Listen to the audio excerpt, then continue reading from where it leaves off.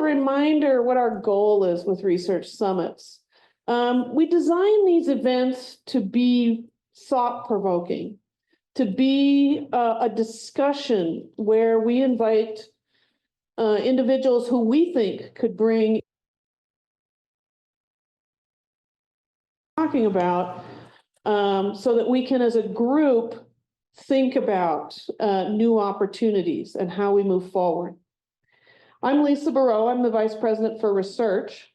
This is an interesting time we're all living through. I think the thing that I think about is we don't know what's in front of us. And so with that in mind, USU has several strengths right now, and I just want to reiterate a few of those. For fiscal year 25 right now, we have more proposals submitted for a higher dollar amount than we have ever had in any fiscal year. Remember, today is April 21st. It is not June 30th. So I'm saying that on April 21st. As I've said in some of the Thursday meetings every week, I'm really happy to be there versus a year when our proposal numbers were down, let's say, because at least we know we have a lot of opportunities out there right now. But I think the mindset we want to have is a broad thinking about the future, about what might change. How can we plan for different types of change? How can we position ourselves and our research? And so by being here today, I hope you're thinking about your work and how your work might have multiple audiences. Maybe it's not exactly the same as you've always thought about, but there's parts of it that various audiences might be interested in to advance society. Because I think we're all going to see, and this is just me hypothesizing, there are changes happening right now that when they come into full view are going to be very difficult for the American public to see. And so over time, I think we're going to see some of these changes be questioned, and maybe new sources coming about to address things that people suddenly realize are very important to society. And so I hope that's the case. I can almost guarantee, this is my gut again, but I can almost guarantee that things aren't going to be coming back exactly as they were. Nothing is ever redone exactly as it was. And so that's why we are here to discuss how to position ourselves and how to think about new types of opportunity. And so I'm very happy today to welcome a panel of 5 distinguished individuals who are going to share their perspectives about broadening your research portfolio. And so with that, I'd like to invite our panel members to come to the front. I'm not going to introduce them because if you're a veteran of research summits, you know we do that. We let people self-introduce. So gentlemen, please come up and grab a chair.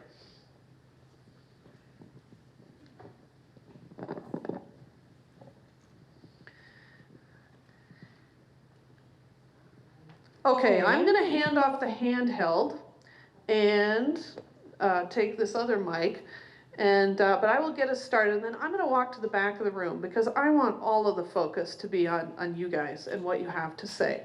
And so I'm going to hand the mic to Christian, and I think our first question is to briefly introduce yourself and kind of your background that you bring to this panel. Thanks, Lisa. I'm Christian Iverson. I'm the director of the Tech Transfer Office here at USU. Been here since 2012 and enjoyed it. Prior to that, I was an Aggie. I was a student, became a true Aggie, and very proud of that. I studied biology and biochemistry, and then got accepted to dental school and decided that was not the direction for me. So I went back to school, got my master's in business here at USU, and as a result of that, I was employed as a bench scientist working, developing monoclonal antibodies and injecting mice and trying to figure out the cell culture work, and had a great time doing that, but it wasn't my expertise. But when I got my MBA and I started really learning kind of business practices, and so we started a company out of the research I developed in the nonprofit research group I worked in. The company is called Quantus Biosciences. Ran that one as a co-founder for about 10 years, and then came here to Utah State, and have been working in the life sciences, working with the portfolio of life sciences technologies, and really excited to be here today. Thanks. So I'm Steve Larson. I'm the Director of Industry Relations for the College of Engineering here at Utah State. And somewhat similar background. I am also an Aggie, true Aggie. And I graduated many years ago and started a company, had a company here in the Valley for 17 years, and then sold it and found a position at the College of Business and spent 5 years in the College of Business working in corporate relations and working with different parts of the business department. And then the opportunity opened up to move over to engineering, and I've been with the engineering department for the past 2 years working as the Director of Industry Relations. I'm Matt Wappett. I'm the Executive Director of the Institute for Disability Research, Policy, and Practice. We are what is known as a UCED, a UCEDD, a University Center for Excellence in Developmental Disabilities. Every state has one, so we're part of a network of 68 UCEDs across the United States and all the affiliated territories. A few larger states have 2. But the Institute for Disability Research, Policy, and Practice has been here at USU since 1972. We were the first university center in a college of education. Prior to that, they'd been housed in medical schools. And so we had a unique sort of spin on disability work when we were initially founded by Dr. Marv Fifield. I came to USU in 2017, and at that point, the UCED was going through some changes and transitions, and it's been a fun challenge to figure out how to keep things going. Just for context, the Institute is 90% grant funded, so we have to have grants and contracts, otherwise we don't have jobs. And so it's a high pressure, high volume sort of an operation. It is what we do. But thankfully over the last, I guess, 8 years, we've grown significantly. We were at about 16 million in research expenditures in 2017, and this year, as of this afternoon checking, we're at about 27.2 million in terms of research expenditures. So we've grown exponentially, and a lot of that's due to the great people who work there. We'll talk more about that later. Good afternoon, my name is Mike Armstrong. I'm the Chief Technology Officer for a small business here in the Valley called Electric Power Systems, or EP Systems. We make high reliability battery propulsion systems for aviation and defense. And I've been with the company about 7 years now. And before that, I was at Rolls-Royce, and I was the hybrid propulsion lead for Rolls-Royce in Indianapolis. My background is in aerospace engineering. I got my master's and PhD from Georgia Tech. Very quickly realized that academia was not the place for me, so joined Rolls-Royce. But I subsequently did a lot of research with NASA, DARPA, the Army Research Lab, and other places while I was at Rolls-Royce, and we're doing a lot of advanced tech here in the Valley, so excited to talk to you. My name's Doug Hunsaker. I'm a faculty member here, been here for about 9 years. And after getting my PhD, I worked in California for a couple years at an aerospace company, and then I consulted for a couple years before coming here as a faculty member. And a lot of my research is funded by the Department of Defense. So hopefully what I have to share is helpful, but we'll see how that goes. So. Okay, thank you. Is this on? Maybe. Oh, there it is. Okay, well, we're going to do this with it. So, getting started on our questions. For each of you, we can each take a look back at our career paths and steps and ask ourselves what were important steps that we took to maybe broaden our research portfolio, if you happen to be with the university and thinking about it, But even, I'm going to say your professional networks, were there key opportunities or actions that helped open doors for you to get a bigger perspective on research in your area or maybe your industry connections? So anyone can start. You can pass the mic and force someone to start, you know. Well, I've gotten a lot of thoughts, so I'll just start. Go ahead, if that's Doug. Okay. So, you know, in preparing to come here today, I think the big thought that keeps going through my mind is that as a faculty member, you are an entrepreneur. And it comes with all of the challenges of being an entrepreneur with very little of the payback of being a successful entrepreneur. And so we are, you know, like I said, I consulted for about 1.5 years. And so during that time, I learned a lot about running a business and talking to people about money and what their problems were and whether or not I was a good fit for helping them solve their problems. And that, I feel like, is one of the keys to being a successful entrepreneur, is that you have to be willing to change your mindset to adapt to other people's problems. So when we talk to funding agencies or companies or whoever it is, that you walk in with this mindset of, how can I help you? Instead of going in with a mindset of, this is the research that I do, take it or leave it, or are you interested in it? Instead, having this idea, you know, what are your challenges?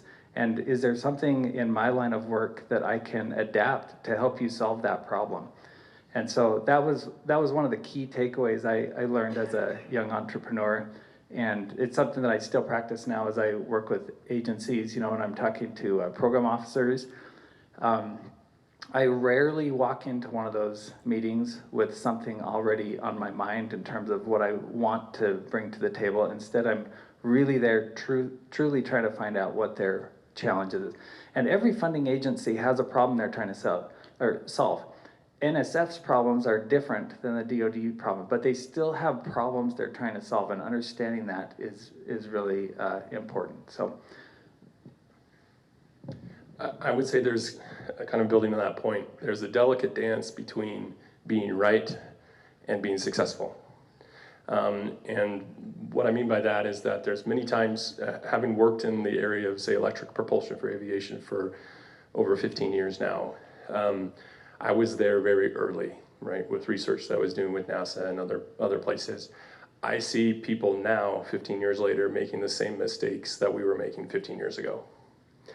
And they're getting money, and they're getting investment. And so the challenge there is, how do you push the ball forward and be right without upsetting where the money's going? And so you can be too far ahead. And there's a bit of a communication with the customer or the funded entity that there has to be some recognition of where they are at and how far ahead of them you are, and to be able to communicate to them at their level to make it successful. Okay, so I'm in a little different field, disability. Everybody says they support disability, but the money doesn't always follow. It's just something that we've learned to deal with. My entire career has been spent in the USED system, and I will tell you, one of the first things that I learned early on when I was at the USED in Idaho, and I was at the one at the University of Alaska. There is nothing more motivating than the sheer terror of recognizing that you won't have a job if you don't have funding. That's been the position I've been in my whole career. But that's been motivating. But as when I came into the USED system, I didn't have experience writing grants or contracts or anything else. And the thing that I discovered over my last few years is it really pays to spend time prospecting. A lot of times we expect to see things just kind of come across our desk and, oh, that looks interesting. But, really investing the time and effort to look and to creatively figure out how, kind of like they said, how you can take what you do and make it fit the priorities of the funding agency or the foundation or whatever the case may be. is really, really important. And along with that prospecting is the work of developing relationships. Developing relationships with project officers, with partners, with state agencies, with policymakers, all of those things.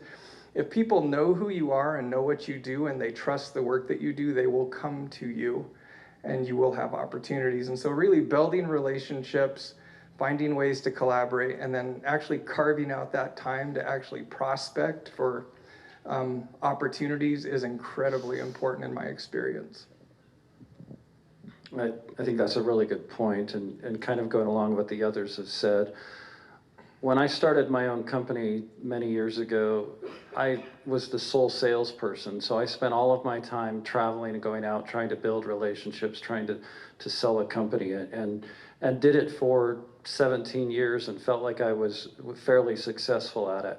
When I sold the company and came to Utah State, I thought this will be so easy. Like now I'm at the university, they'll come to me. I don't have to go out and build relationships. And starting at the Huntsman School and kind of getting into what the Huntsman School was doing with corporate relations, I realized, no, it's another, you have to go out, you have to make those relationships. It's not going to sell itself. And now in my position in engineering, it's the same thing. It's the responsibility is on us to go out there and find the people that are interested in connecting with the College of Engineering for me or for others here for who they're trying to connect with. But I'm focused, I don't have the research side as much as I have the practical applications of how can you connect with industry and provide internship opportunities and provide senior design projects and serve on industry advisory boards. Those are the things that I'm looking for from industry is we want you involved with us, we want you involved with our faculty, we want you involved with our students. All of those things help us as a university move forward. Great, thanks, Steve. Just really quickly, the first thought that came to my mind, Lisa, was mentorship. I've been blessed to have great mentors in my life. When I was just starting out, I worked for Dr. Rex Spendlove, who started High Clone Labs here in the Valley, a former faculty member from the 60s. And here's this 70, 80-year-old man who was mentoring and being patient with me as a young 20-something, trying to make him money and to try to take his dreams, his research, and take it to market. And so having him, and then all the introductions he made for me with former CEOs and investors, and having those sit-down opportunities and being places I probably wasn't qualified to be in, but somebody who believed in me and helped me do those things. And then even here now, I reach out and mentor with a bunch of other directors throughout the industry and learning how they do their job so I can do my job better. So I'm going to take us a little deeper into this forming new kind of partnerships idea. And so for people in this room who are looking to branch out, let's really break it down into kind of next steps. What would be a next step for someone? How do you suggest they approach people? Maybe in your experience, you've had kind of different experiences there you could comment on. And, you know, what kinds of pitches should they have ready? Or maybe what kind of listening skills from listening to all of you? So anyway, Christian, do you want to start on that one? Yeah, I think when I thought about that question, the first thing I thought of was look in a mirror, figure out who you are, figure out what you do, and what kind of solutions, to kind of figure out what your lane is, and then what you can offer to, because like Doug said, everybody's got a problem to solve, and they want to solve it. Sometimes they can't solve it themselves, but if you understand what you can do, what you bring to the table, what value you bring, then that makes that pitch a little bit better. But I've got some more ideas, but we'll hear from the rest of the panel. Yeah, my take on that is, again, kind of building on what others have said, is it's all about relationship building. And so if you know you have skills that could connect with industry and you're just not sure how to reach out, I mean, and that specifically for the College of Engineering, that's my position, is you come to me and say, hey, I've got this skill set, or I've got this idea on how I can connect with industry. And then it's kind of on me to go out and figure out, can I make this work? Can I find the right opportunity to make this fit? And so I think it starts with just like Christian said, looking in the mirror and saying, what skill set do I have? And then what resources are here at the university to help me connect with that? It's not all on you to just have to figure that out. There should be resources available to help you connect with industry. I'm going to take a little different tack on this one. Although building relationships with funders is important, I would say that another place to really build relationships is with collaborators and with others who can strengthen what you bring to the table. A great example was years ago, 2018, we wanted to start doing more mental health work. We didn't have anybody on staff who had mental health expertise. There was a great federal opportunity that came out. We pulled together some other collaborators who had strengths that we didn't have, sat down, started writing the grant, and of course, we wanted to be the owners. We wanted to take this. We wanted to write, this was going to be our project. Well, it didn't make sense for us to do that. And so we worked with them, and University of Kentucky ended up taking the lead, and we got a big sub-award from that. But what that allowed us to do was build that relationship with the University of Kentucky, build that relationship with the University of Alaska. It allowed us to have the resources to hire in some of that expertise that we didn't have. And it's allowed us to really build out this whole new area of research and outreach that we didn't have before. And so those relationships, while they're important with project officers and with foundations and everything else, it's really, really important to have the right people at the table and to think creatively, take that long-term view, right? It's not like, oh, I have to own this, this has to be mine. Sometimes that doesn't make sense. And having those relationships where you have other people who strengthen your proposal, strengthen what you bring to the table, can really open up a whole new set of doors that maybe weren't there initially. So when I'll give you an example of how I've seen bringing money to university happen. And it was in my graduate school at Georgia Tech.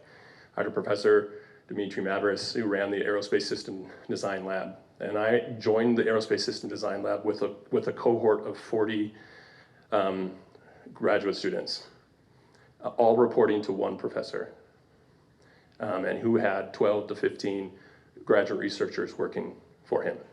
But we were all under this one professor.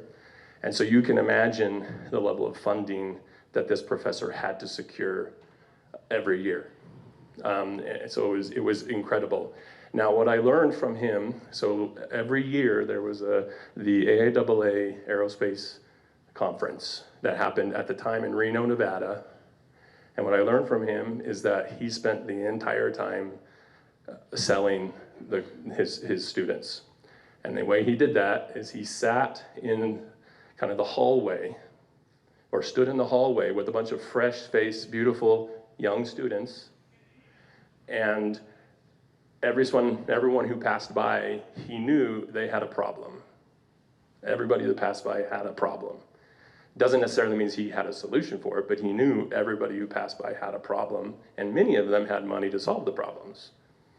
And he would support them and focus on them. And it was the hallway that went between the hotel and the conference center. So everyone passed by that area. And he spent the whole conference there with his young students selling his lab. And we had contracts across the board. His research was primarily industry focused. It was basically at Boeing's, Lockheed's, Northrop's, GE, Rolls-Royce, Pratt & Whitney, Collins Aerospace, anyone you name, he knew who had the money in that organization, and he knew that they had a problem and that he could find a way to have these fresh-faced, beautiful, young graduate students solve the problem for him. Okay, I just wrote down some thoughts here I wanted to remember. First of all, networking. So when I go to conferences now, I rarely sit in on presentations. I will go and support my students, but otherwise I'm there to network. And all of the discussions happen in the hallways, and so that's where you gotta be. So anyway, I appreciate that. I've heard a lot about that lab actually. So, okay, I wanna go back to a previous comment about walking in and being able to offer your services to solve problems. To some people, to me, when I first started out, I felt like a sellout.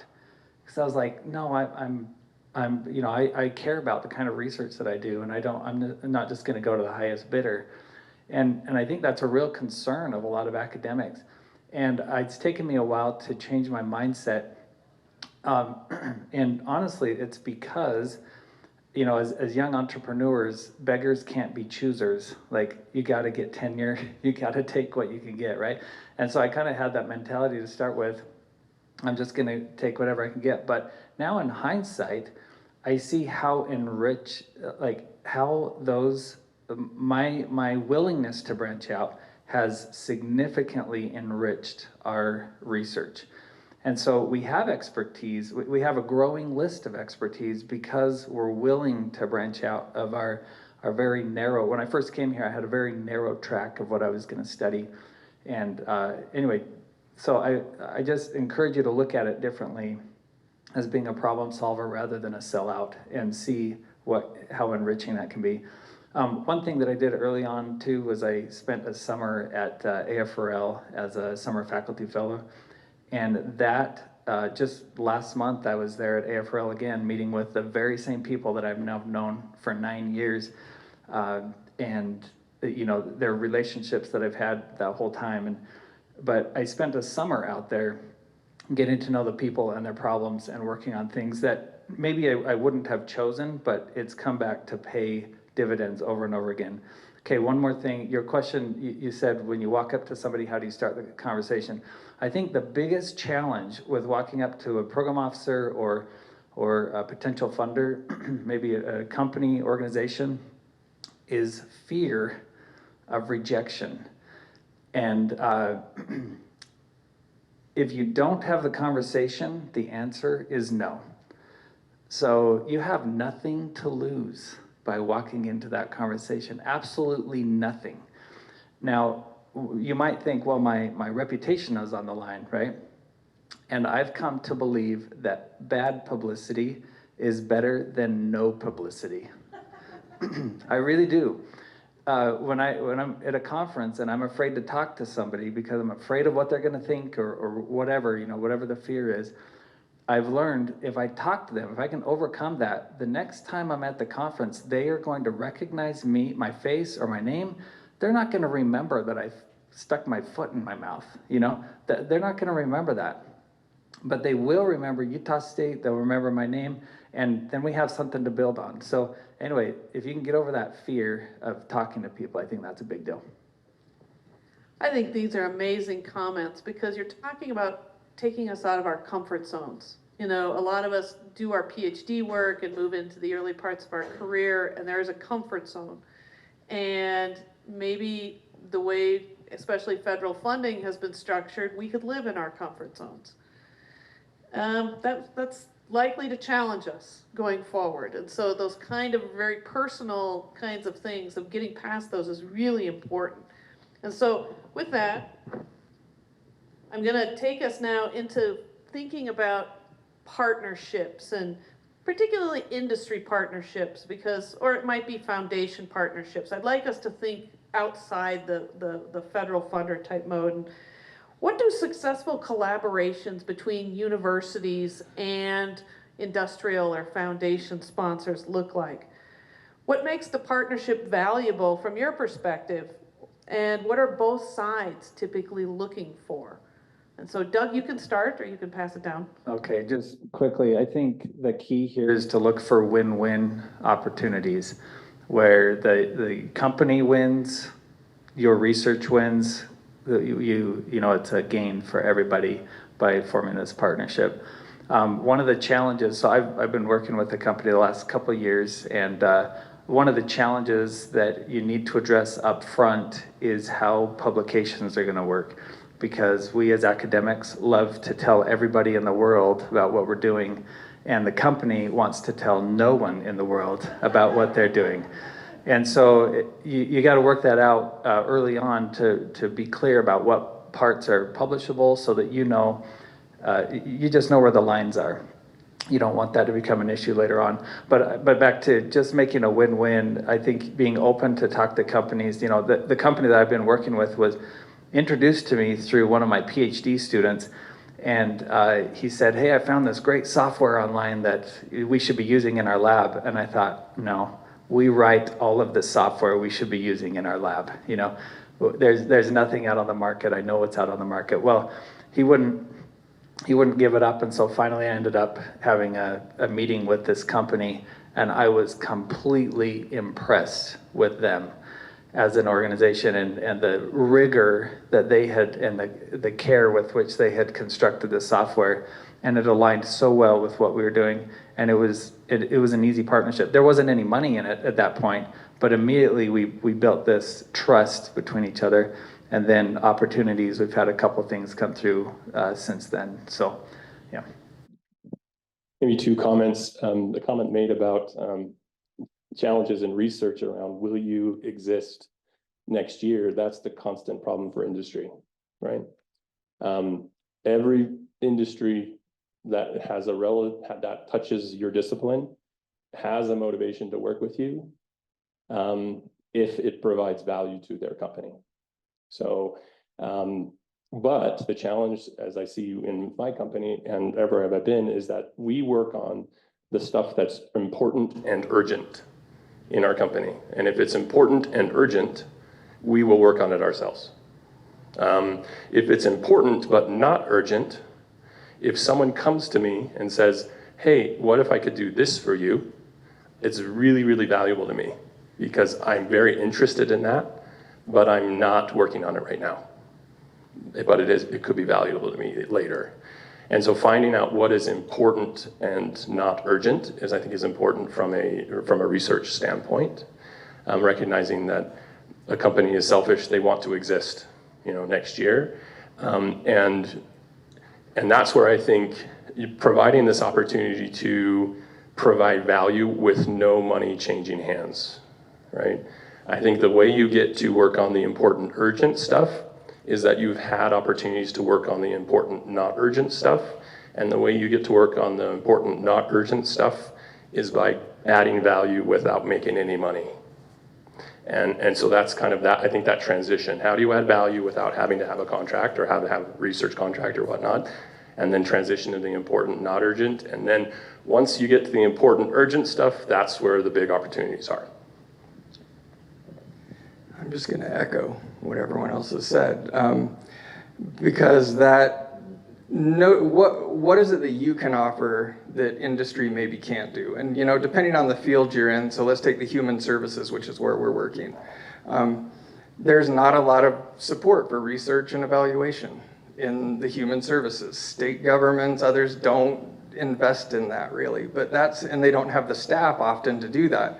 And so that's where we can come and offer that and say, look, would you like evaluation data on your program? Would you like us to collect data? Would you like us to analyze this data, right? And so really offering something that maybe they don't have, I think is really important. But those relationships start by, doing little small things, oftentimes for no money, as you said.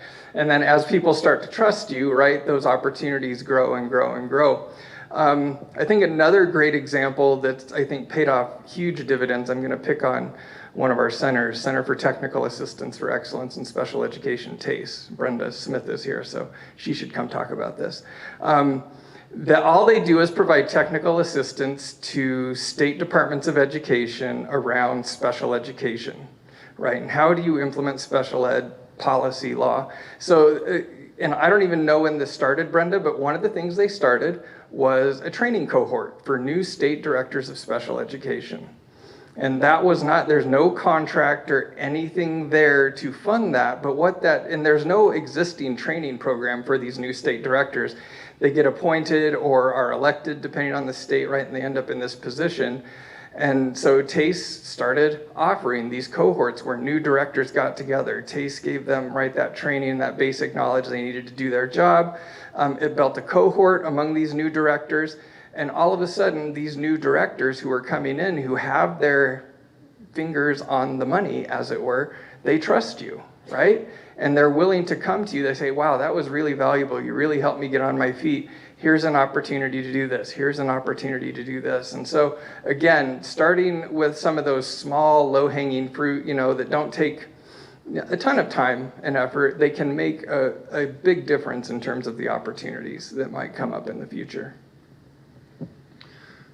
So, yeah, my position is kind of unique up here, I think, in terms of I'm basically an entry level, an early option for companies to get in, for industry to get involved.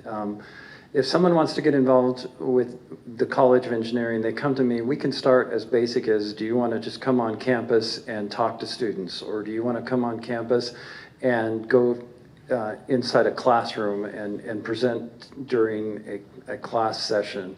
Beyond that, do you want to hire some of our students for internships? Do we want to set up an internship program that is going to benefit your company and help our students have the opportunities that we need them to have? And then beyond that, do you want to sponsor a senior design project, which in some of the departments is going to cost you a little bit of money, not a ton of money, but it's going to give you an opportunity to work really closely with a team of students that's going to get familiar with your company and your product, and they're going to be learning, and you're going to be able to work with them to possibly assign a junior manager to this team and evaluate how one of your managers is doing leading a team of students. So it's an opportunity for industry that I don't think is available in every department. It's kind of unique in the College of Engineering to have these senior design projects.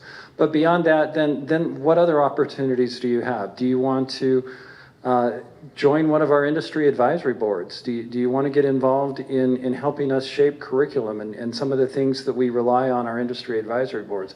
So to me, I'm always looking for someone that wants to follow along that path and get involved, or someone that wants to try something new. I'm part of my job is what's something that we haven't tried before that maybe we could try something new and get industry involved in a partnership in a way that's going to give them an opportunity to get on campus, get involved with our students, and give our students opportunities that they might not have otherwise.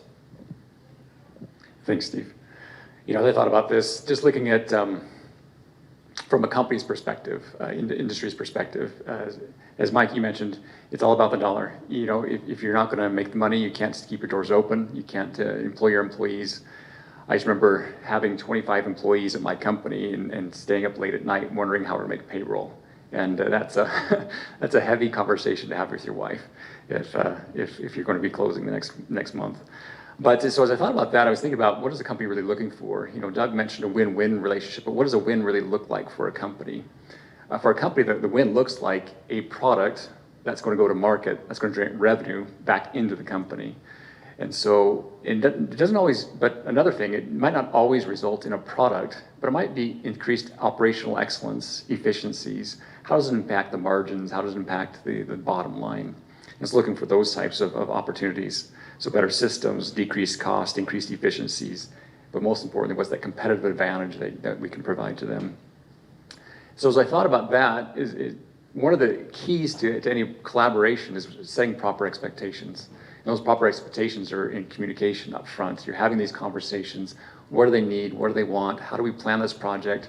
How do we meet their expectations, but also our expectations? We can't just give everything away. Sometimes we can up front to build that relationship of trust.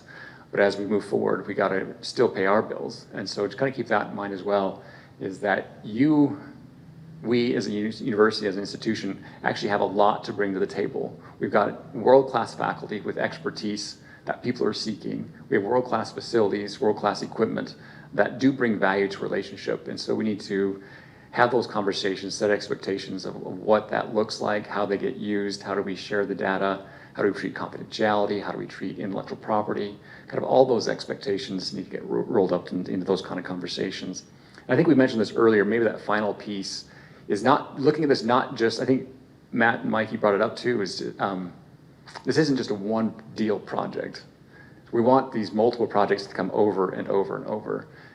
Dr. Rao up here at front, we have a great relationship with Honda, and all these projects have been coming through because of those expectations, the deliverables, and helping them out. So I think there's a lot of things that go into that.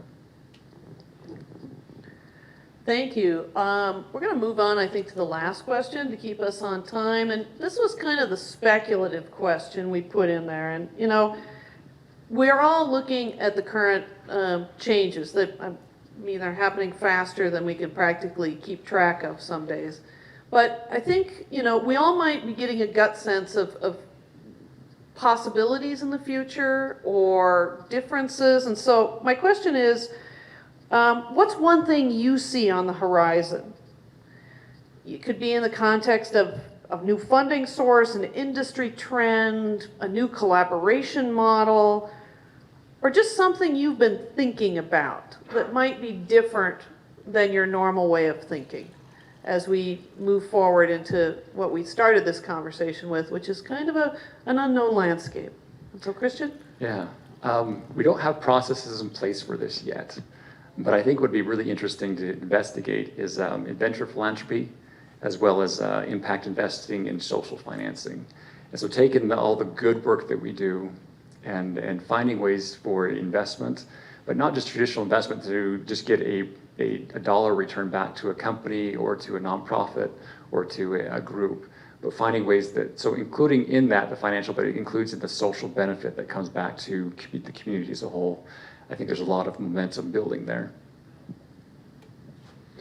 Yeah. The thing that comes to mind for me immediately on this is kind of one of the new things that the engineering department did just a couple of weeks ago in this very spot.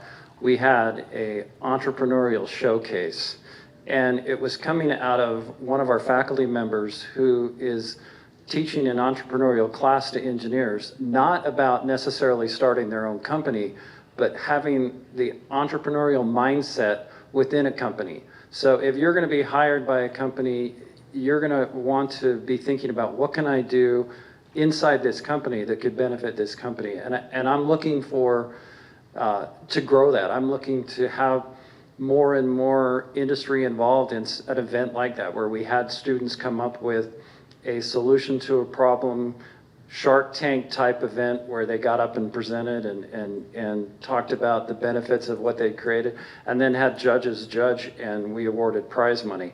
I think we got to think of things like that. I think we got to be looking at ways to get students involved very early, to get industry involved with those students in a setting that is different than the typical career fair and some of the other ways we try to reach out to industry. So from my standpoint, I think that's what we'll be trying: more events, more ways to get faculty and people at the university connected with industry. In the human services, there's not necessarily an industry. And if there is an industry, there's not a lot of money in it. So when we look at funding, we're oftentimes looking to government. So over the past, 4 years, the federal government, we saw increasing expenditures in the human services from the federal government. As that goes away, those services, those needs, those families, those individuals don't disappear. The states pick up those responsibilities. During the prior Trump administration, we actually tracked this very carefully. About 73% of our total income came from state contracts. And last year we contracted with 36 different states as a way of diversifying. But as of last year, we were at about 50%. And so we're anticipating to see, again, a shift more to working with states and with local governments in order to find these opportunities. Again, the problems don't go away. You've just got to figure out who's paying for them. And what that means usually is, again, time prospecting. A lot of these state opportunities don't come through on your traditional funding sort of searches, grant forward and everything else. A lot of times you've got to get registered in state bid systems, right? A lot of research and evaluations goes out for bid. So it's a little bit of a different process, and that's again where that time prospecting and really understanding how each individual state does their contracting and their grants is really, really important to taking advantage of that. Otherwise, again, a lot of these state opportunities are invisible unless you're actually within those systems. So maybe two things. But first, principle of asset utilization, right? A few years ago, our company, we bought a bunch of power supply emulators to test high power battery packs, and we didn't use them for a year and a half. And we basically spent a lot of money that wasn't bringing money back to the company, which was really, really tough. And when I look at my history in academia, there's a lot of underutilized assets, equipment, facilities that are here that we're not even trying, that people don't even try to sell to people around the industry. So that's one thing. What assets are there that are latent? What value is intrinsically there that's being undervalued currently by your department that could become a differentiator for somebody who doesn't have access to that capability and needs it? So asset utilization, and maybe put that in the context of the second point is really supply chain management, or kind of a pullback slightly from globalization, is that there are key industries today that are not in the United States that need to be in the United States in general. I'm in a battery company. As of 4 weeks ago, I could buy battery cells from China. Now I'm looking at 170% tariff. So when I look at the capability, so 50% of all battery cells come from China, and 70% of the materials for batteries are processed through China. That doesn't work if we start looking at the future and the instabilities of the future. There are industries that will be birthed in the next 5 years that did not exist in the United States. That's just one of them. Let me give you another example. When I do verification and validation of software in compliance with, say, the DoD, or maybe not the DoD, but the FAA, guess where the majority of the software verification and validation happens? It happens in India. And it's because India built a center of excellence around verification and validation in India. Now, it doesn't mean that, we couldn't do it here. There's a lot of reasons why that happened, but as we look at the future and the rebalancing of capabilities, we don't have a lot of assets in the United States that are pretty important to have. And how do we rely on our friendly partners as well to do so that also don't have those assets either? So I think there's, in disruption or in uncertainty, lies a lot of opportunity, but also I think we have a lot of latent assets at universities that aren't being used. Thank you. His last comment about disruption and brings opportunity, I think that's a key point, because as faculty or as mankind, we have to adapt. Disruption is part of history, and those who can adapt survive, and those who can't adapt or are unwilling to adapt don't. So I think that's a key point here. I just had a couple thoughts come to mind here. I wanted to reiterate, somebody said volunteering time builds trust. When you're trying to work with a company, that you're willing to put in some effort for free. And we, as faculty members, actually get paid to do it. We have 9 months of our salary already covered. And so we have time between our classes to be doing this. And of course, we're also writing grants and doing a million other things. But you can work in some time to help benefit a company or somebody and not get paid for it, and it's going to be okay. It's not like your neck is on the line because you're not going to get a paycheck that month. So we have the freedom and flexibility, and we ought to take advantage of that. One big trend that I see, I'm surprised was not mentioned, is AI. And I hate to even bring it up because it's the topic everybody's talking about, and I'm not on the bandwagon in terms of the good that it's going to do, although I think it is going to do some good. I think we have a lot of concerns with how to manage it, but one thing is very clear is that it is a new tool that is here to stay. And figuring out how to use it ethically, morally, as researchers, and responsibly, and allowing it to be an enabling tool for us to be even more effective. And if we don't adapt to that, we will be left in the dust as researchers, as individual as you think you are, and as smart as you think you are, as smart as any of us think we are. we will be left in the dust if we don't learn to adapt and use this tool as an enabling tool to help us do our job better, because someone else will. And so I think that's the thing that's on my mind recently, and I haven't done a lot about it, I have to admit, but it's been on my mind that as a lab and as a researcher, I need to figure out how to use it responsibly. So, yeah. Well, I want to thank the panelists. This has been a very stimulating session, and so let's give a round of applause to our panel members.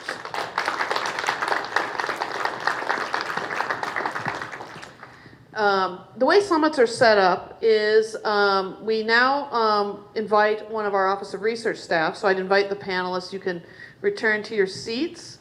They're going to be around here for a little while so that you can touch base and maybe follow up on something you found particularly interesting. But right now I'm going to introduce Jerry Hansen, who's our Executive Director of Proposal Development. And she's going to talk to you about some of the ways we're looking at alternative sources of funding. So Jerry, it's all yours. Okay. Oh, it is on. All right. Yay. Well, hello, everyone. I'm so glad to see you here. Let's see. Let's see if we can do this. Nathan.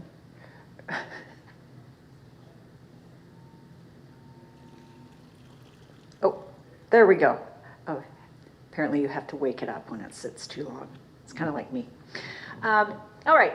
So, as Lisa said, I am Jerry Hansen. I'm the Executive Director of Research Development in the Office of Research. And I talk with my hands, so this is going to be a lot that I've got to juggle. See, that's not going to work for me. Okay, so part of what the summit is all about is to provide an opportunity for folks like yourself who attend to actually network with others across campus that maybe you wouldn't otherwise interact with. So I just want a few, hand raises here.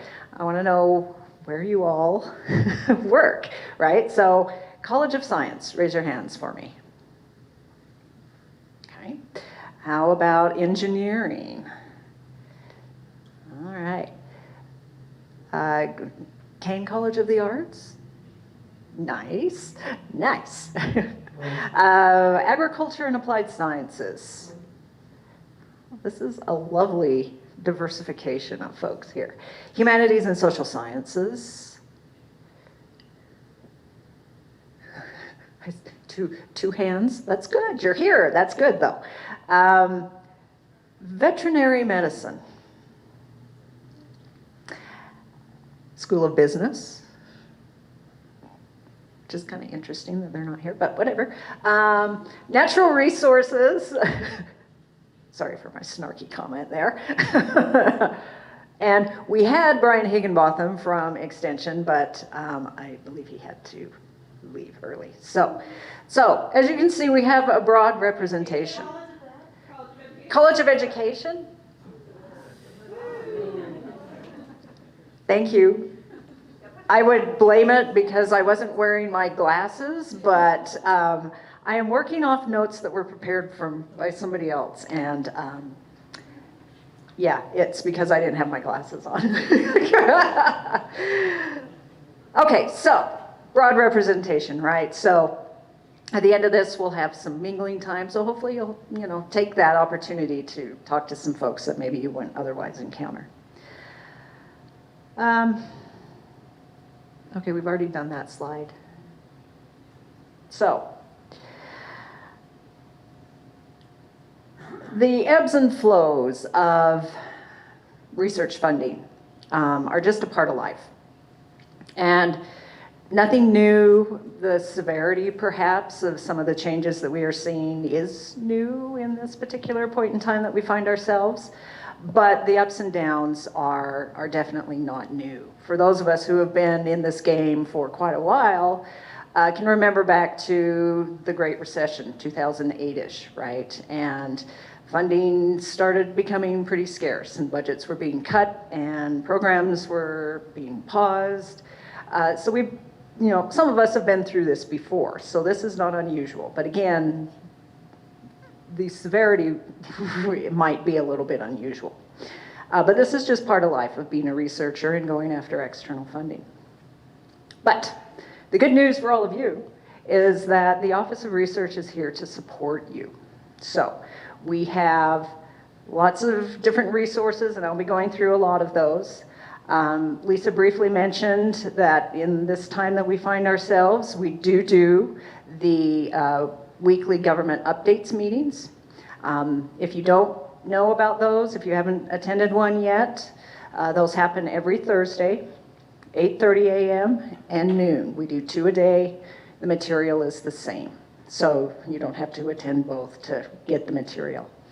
But those are the opportunity for Lisa and the Office of Research to give you updates about what's happened over the past week in the federal landscape, what news we have found, what changes we have heard about.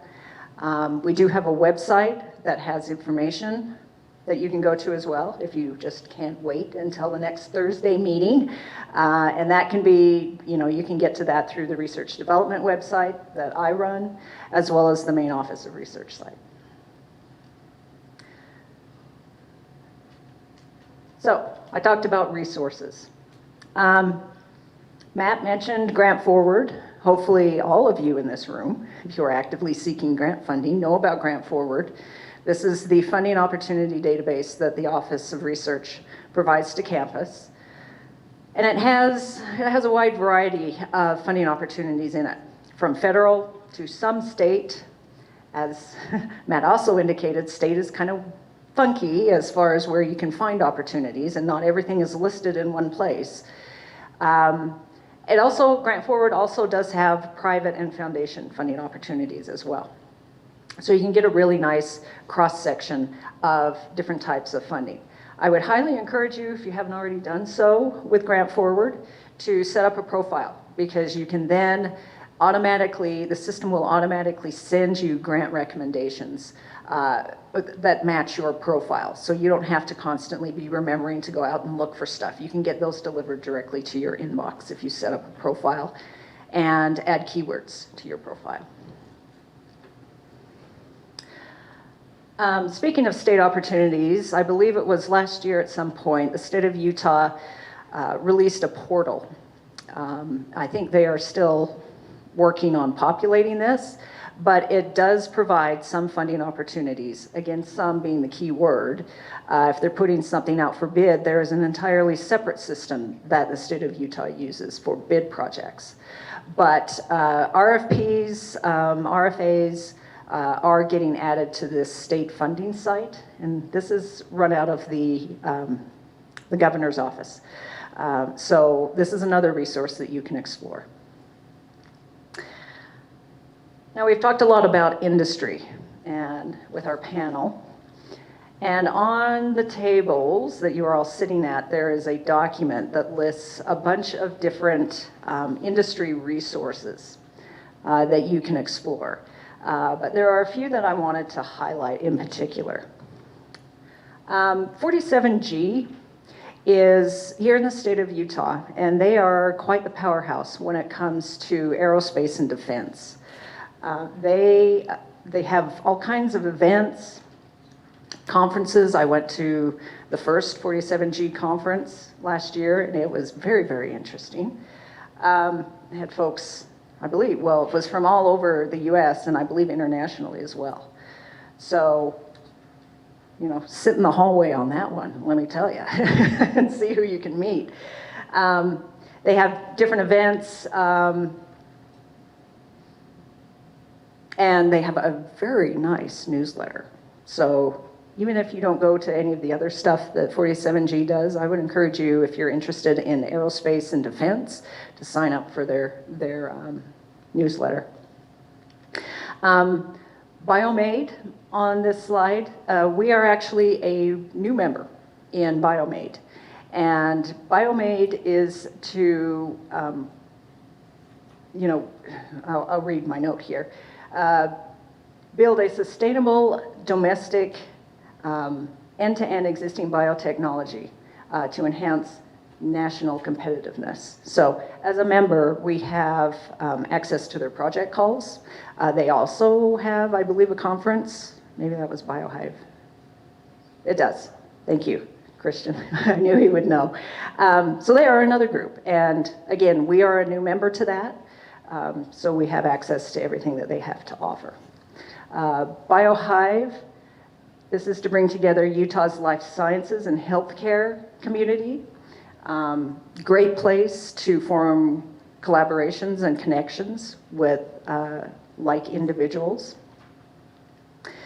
Halo is another partnering platform, and their goal is to, I gotta make sure I read the right one, companies and scientists joining forces to bring new innovations to market.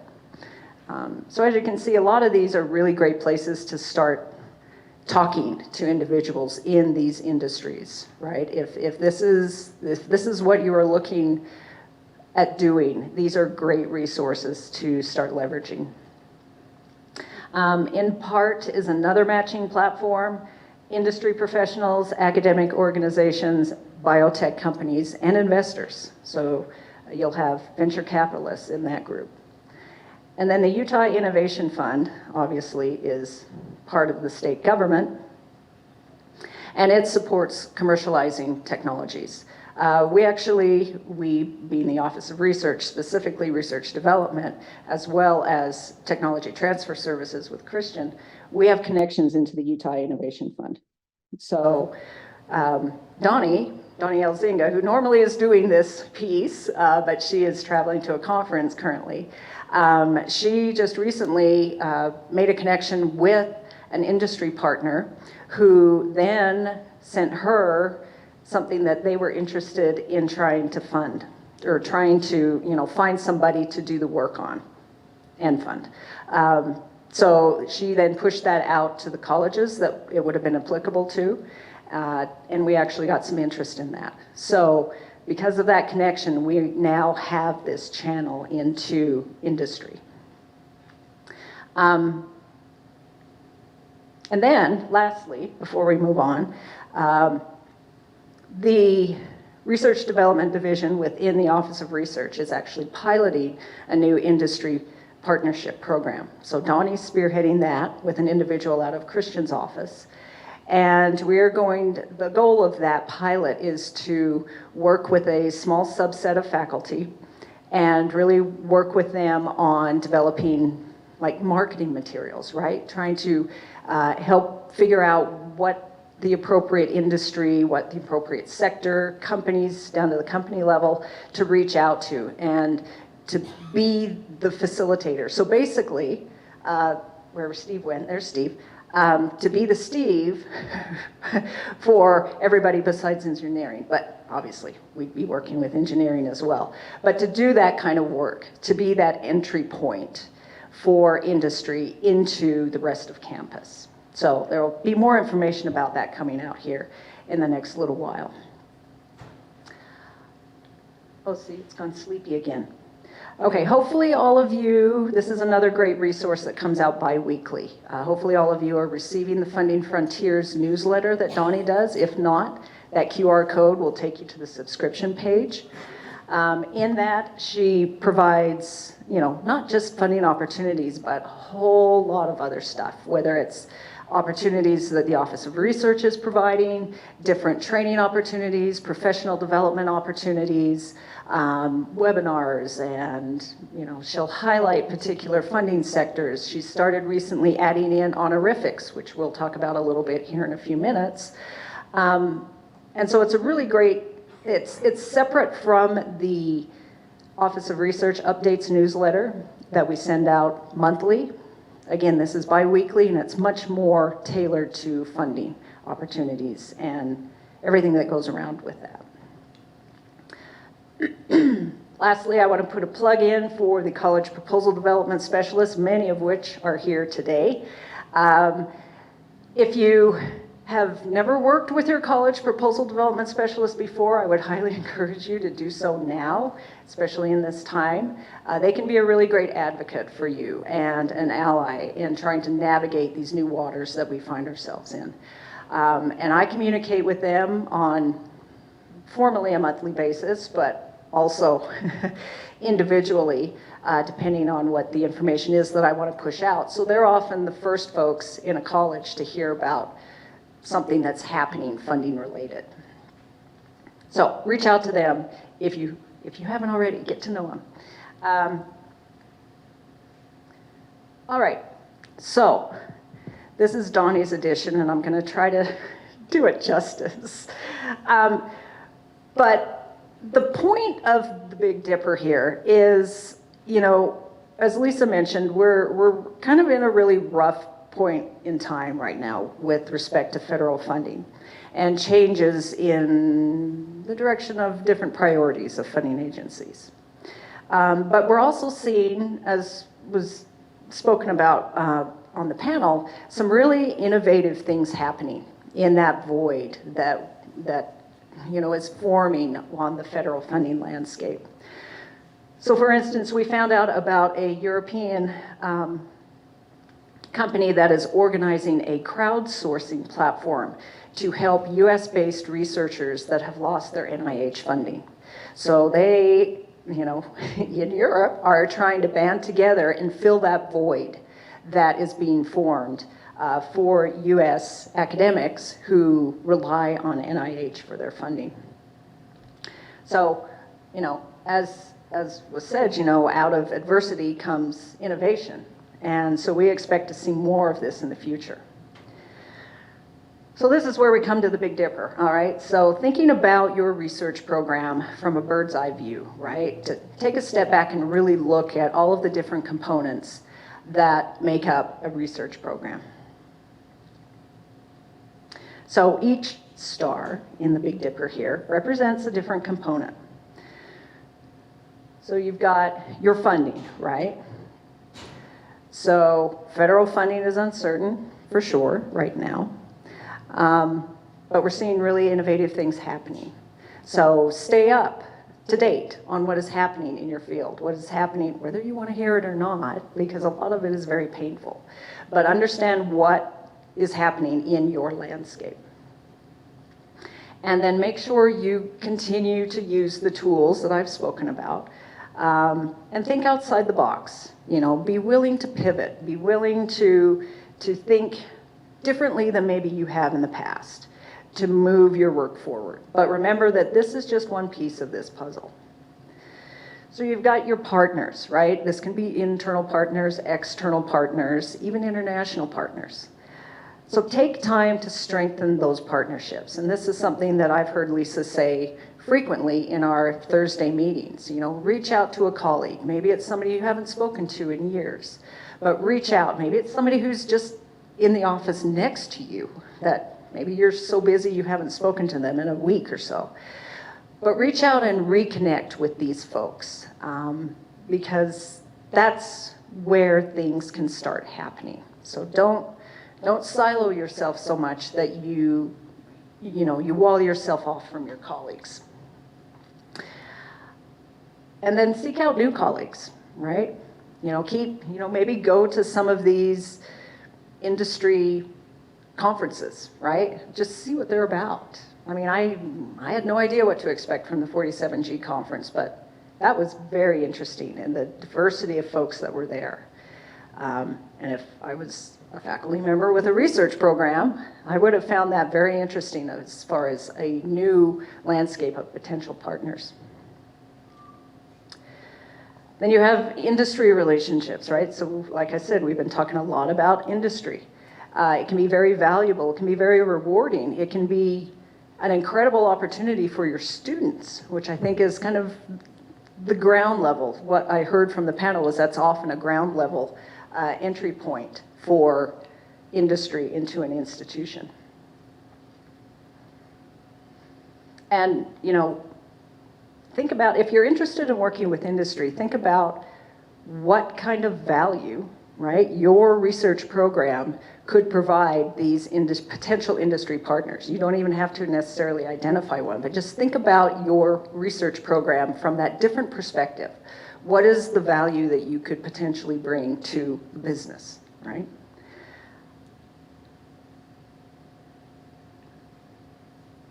As I mentioned in the Funding Frontiers newsletter, Donnie has started identifying honorifics, and she has a list of like 2,000 plus honorifics in all different fields.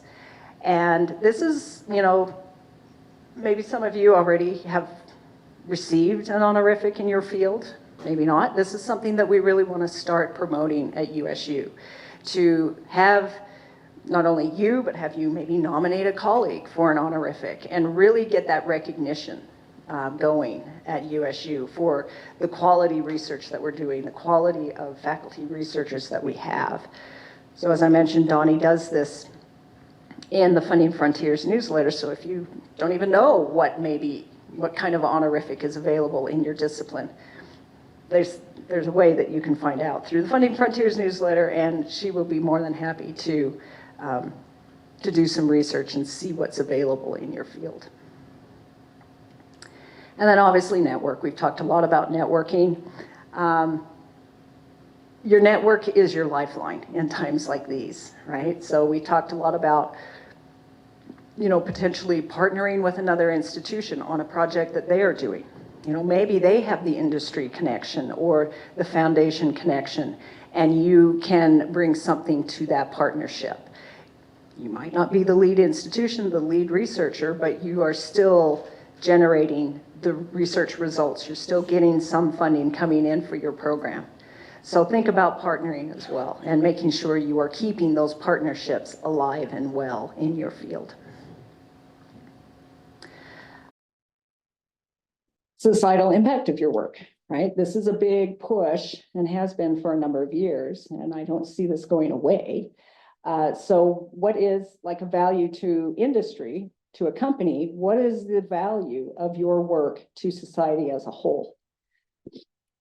Can you take time now to start strengthening and building and strengthening, perhaps in that order, community partnerships?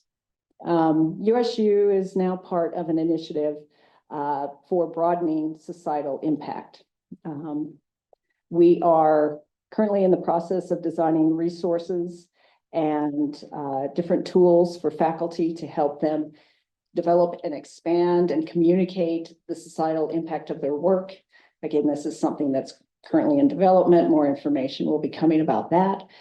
But think about what kind of groundwork can be done now to really figure out a way to convey the societal impact of your work.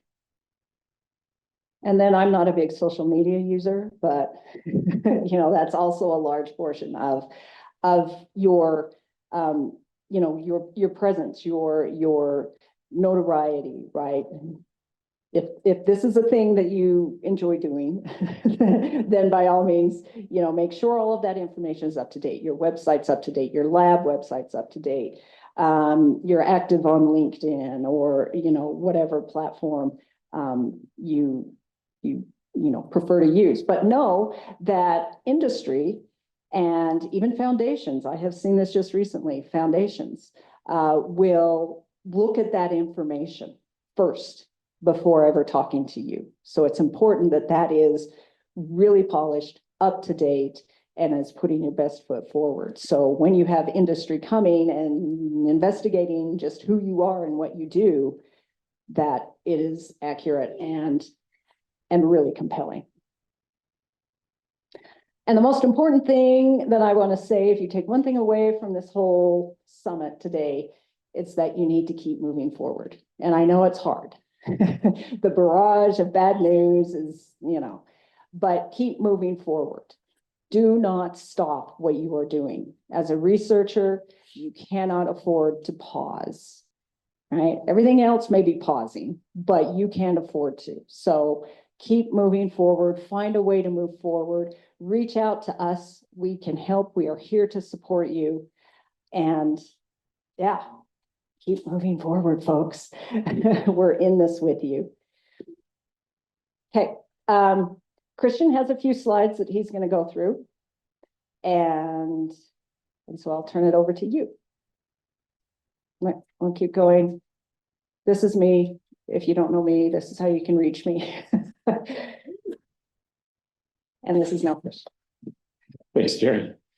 Just really quickly, but back to a couple things Jerry said about working with Halo. Just so you know, I've worked with a couple of our faculty members. We have a beautiful blue dye, phycocyanobailen. We send it to Pepsi for an evaluation. Another faculty member has an antifungal compound we sent to BASF. So none of those analyses cost us anything, but we got exposure to these companies and they were able to analyze them, look at them and see if that was something of interest to them. So Halo doesn't cost anything. They always have a list of about 10 to 12 opportunities they're looking for. These companies are approaching Halo, they're paying Halo to market and advertise these problems that we talked about earlier, and they want to solve them. So they're looking to fund $250,000, $300,000 for a project. And I'll get these emails and they're saying, we don't have enough. We don't have enough applications. Please send us. They're begging for applications to come in. And so just kind of keep that in mind that these are wonderful opportunities. Also, we're related to the same kind of conversation. I was having, I visited with Altitude Labs, their incubator space down in Salt Lake City. Recursion Pharmaceuticals is a spin out of the University of Utah, valued at multi-billions of dollars now. And they're seeing frustration. They're not seeing innovations coming. And so what they said, instead of the SBIRs, well, we want to just fund directly.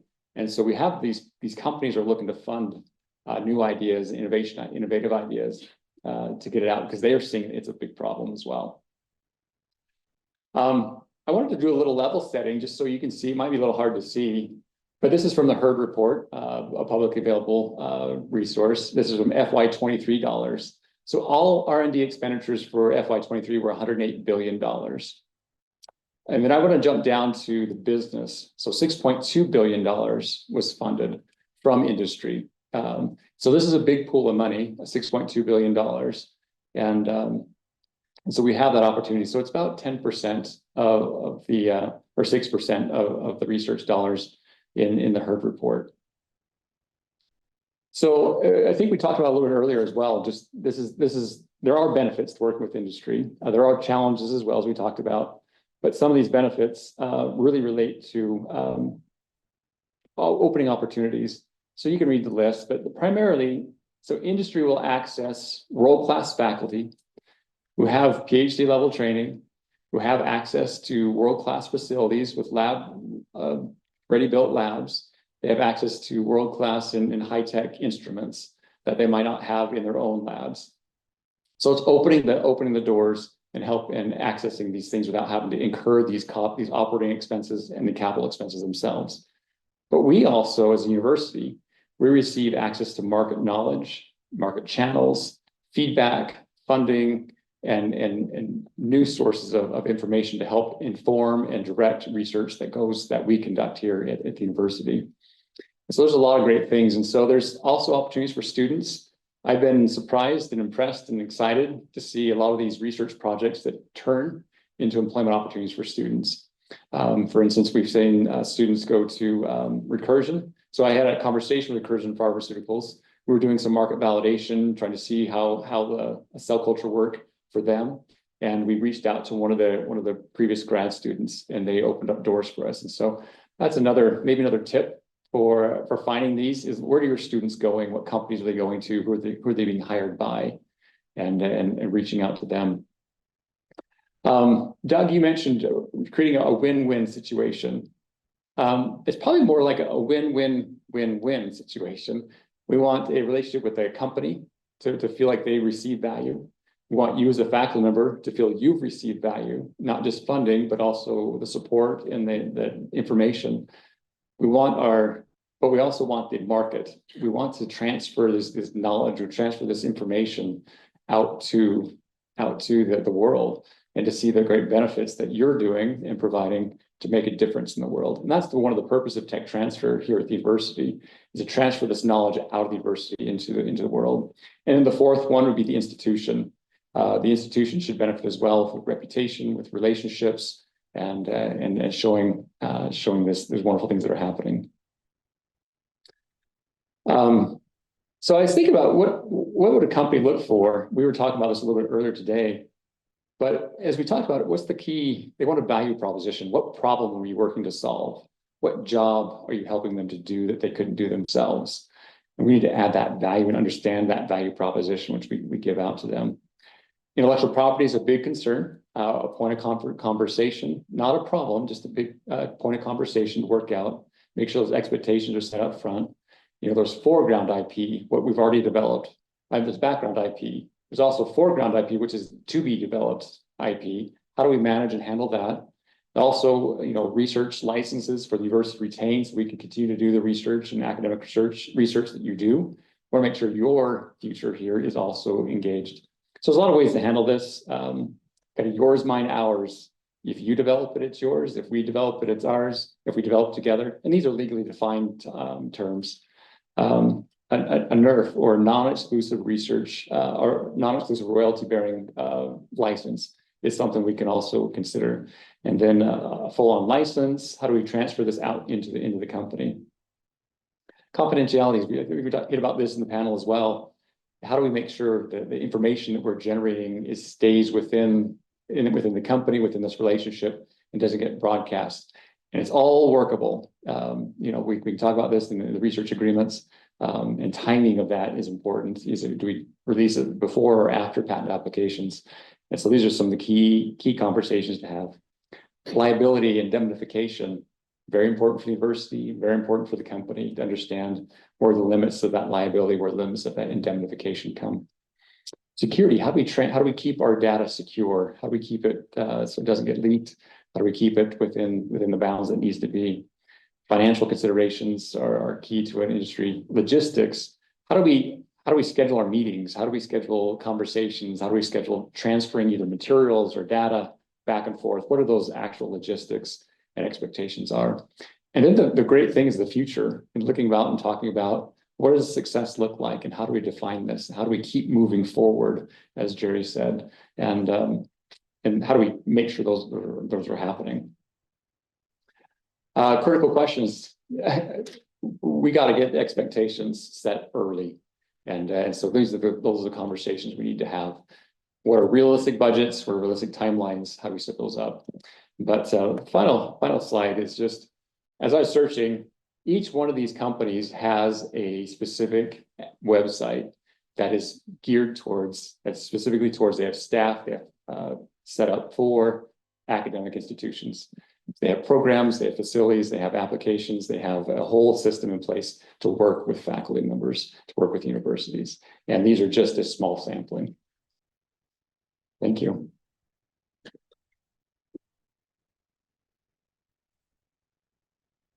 Hey, thank you everyone who presented today. I think we got a lot of good information. I'm going to leave you with one thing nobody said today.